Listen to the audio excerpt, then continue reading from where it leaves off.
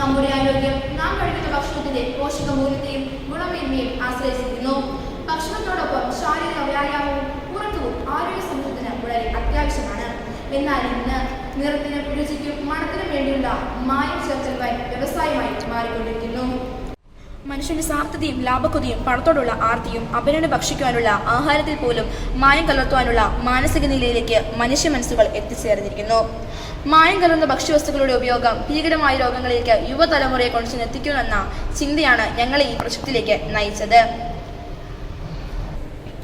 വീടുകളിൽ നടത്തിയ survey, health inspector, food inspector എന്നിവരുമായുള്ള അഭിമുഖം, ദൃശ്യശ്രാവ്യ മാധ്യമങ്ങളിലെയും ഇന്റർനെറ്റിൽ നിന്നും ശേഖരിച്ച വിവരങ്ങൾ, ഫുഡ് സേഫ്റ്റി ഓഫീസേഴ്സ് പങ്കുവച്ച അറിവുകൾ തുടങ്ങിയ വഴികളിലൂടെ മായം ചേർക്കലിനെ പറ്റിയും അതിന്റെ ആന്തരിക പ്രശ്നങ്ങളെപ്പറ്റി മനസ്സിലാക്കുവാൻ ഞങ്ങൾക്ക് സാധിച്ചു.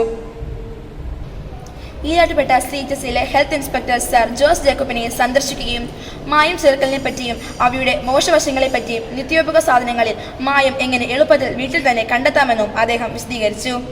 ഫുഡ് സേഫ്റ്റി ഓഫീസേഴ്സായ സ്മിത മേഡവും വൃന്ദ മേഡവും വീടുകളിൽ ഉപയോഗിക്കുന്ന മായം കണ്ടെത്തുന്നതിനുള്ള ലഘു പരീക്ഷണങ്ങൾ മനസ്സിലാക്കി തരികയും ഞങ്ങൾ നൽകിയ സാമ്പിളുകൾ പരിശോധിക്കുന്ന വിധം നേരിട്ട് കാണിച്ചു തരികയും ചെയ്തു.